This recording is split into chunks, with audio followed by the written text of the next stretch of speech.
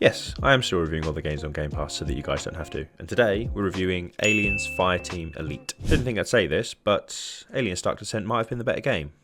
Maybe. Aliens Fireteam Elite is a third-person co-op shooter where you play as a colonial marine, drop into missions, and shoot a lot of aliens. That's basically the job description. The game's primarily built around 3-player co-op, but if you want to, you can play it solo. I did try and find a few online matches with a couple of randoms, but it doesn't look like the game's got a huge player base, so solo it was for me. Structurally, it's got a pretty good formula. You start on a base where you customize your loadout, your weapons, perks, and all of that. Then you're dropped into a mission with either your friends or a couple of NPCs. At the end of each one, you get a combat report telling you how well you did, and I was slightly embarrassed to find out I'd done worse than both the NPCs on my first mission. I quite liked that it was over-the-shoulder combat and found the shooting engine was pretty solid. It felt very similar to Gears of War, but maybe with a little bit more agility, and I think that's mainly because my character wasn't a 200-kilo wardrobe that I was desperately trying to get to run and roll around. Despite being based on arguably one of the best movie franchises of all time, the story is just non-existent. I mean, I do get that it's supposed to be a co-op run-and-gun, but so was Halo and Gears of War, and those series managed to have some of the best stories in gaming ever. Your character has basically zero dialogue beyond one or two things that he shouts out when he's attacked. The two NPCs you bring along are two of the most lifeless characters that I've ever seen in gaming. I think they're literally called Alpha and Beta, and that's it. On top of that, you've got mission control shouting at you every couple of minutes, but with zero dialogue back. It's like she's shouting her thoughts out loud in hopes that somebody hears her. She does try to occasionally be funny, but to be honest with you, the jokes are worse than what my 8-year-old nephew pulled out of his cracker over Christmas. But anyway, overall, the gameplay is actually pretty good. There's a nice variety of weapons, perks, and other gadgets that you can unlock. Because I believe that this game was strongly built with multiplayer first, I'm actually going to give Aliens Fireteam Elite a 7 out of 10. It's definitely playable, and if you've got a couple of friends that you can team up with, then I'd certainly recommend that you give it a go. Because once you're shouting at each other to check your 6, screaming that you're down, or insisting that the boss is one shot, you're probably going to ignore the fact that there was an absence of a story in the first place. Don't forget to subscribe and come along this journey with me and see if